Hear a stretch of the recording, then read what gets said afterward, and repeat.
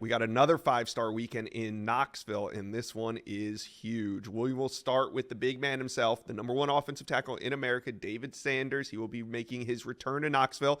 I think he's been there about a baker's dozen times this offseason. It feels like every other weekend you see David Sanders and George McIntyre hanging out together in Knoxville. But this weekend is the official visit, and why is this one so important? Well, he's done everything at Tennessee. He's been to games in Knoxville, said it's some of the best game day atmospheres he's ever been to.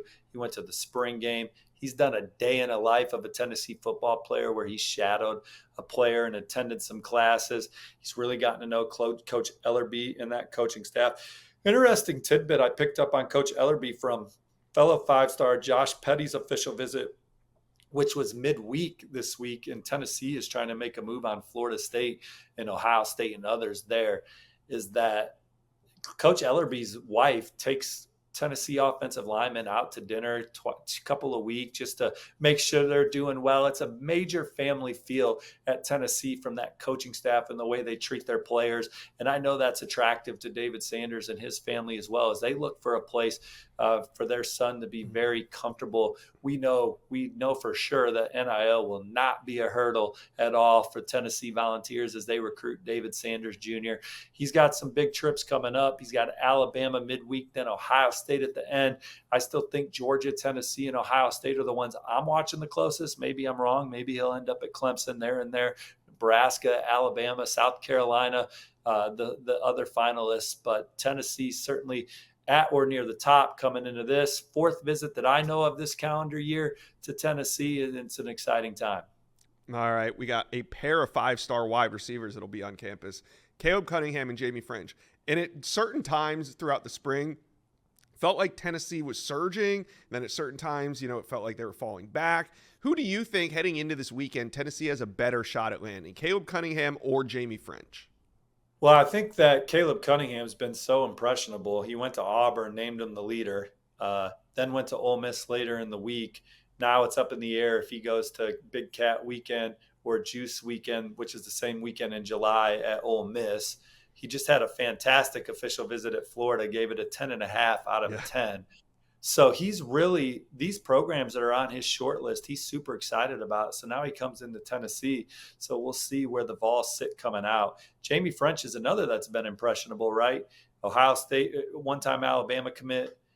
Ohio State leads in the spring, takes a Texas visit. Longhorns move in front, was at LSU 2 weekends ago. LSU is at the very least even that one out. He was at Tennessee's 865 live event with guys like David Sanders. That has put Tennessee in position to get this official visit. So we'll see what happens with Tennessee coming out of it. They certainly trailed those schools I mentioned coming in. Same goes with Caleb Cunningham, but it's their turn to showcase what they got. Yeah, but Tennessee also got a impressionable visit from Jamie French. Remember at that 865 Live event, he said that Tennessee was, quote, definitely in my top three. At that point, he wasn't naming a top three in order, but a couple weeks later, he did name a top three in order, and Tennessee was nowhere to be found. So we'll see what happens. I kind of feel like Tennessee has ground to make up on both of these guys. We'll see what happens. Edge, Isaiah Gibson, and I know USC fans don't like us to continue to keep talking about their commits, but if their commits keep taking visits, we are going to keep talking about them. And this weekend, number one edge, Isaiah Gibson, is on the road. He's in Knoxville. What do you think of the Vols' chances of flipping him? Well, Coach Henne, USC, they've done a fantastic job of getting these guys super interested in USC, getting their verbals. And again, if USC comes out and has the kind of season that they want to have, one where they challenge for the college football playoff like they did in Lincoln Riley's first season, maybe all this conversation's put to bed. But when you go into SEC country and land SEC guys away from programs in closer proximity, it's certainly a challenge to keep these guys in the fold. But games will be played. USC still maintaining those strong relationships.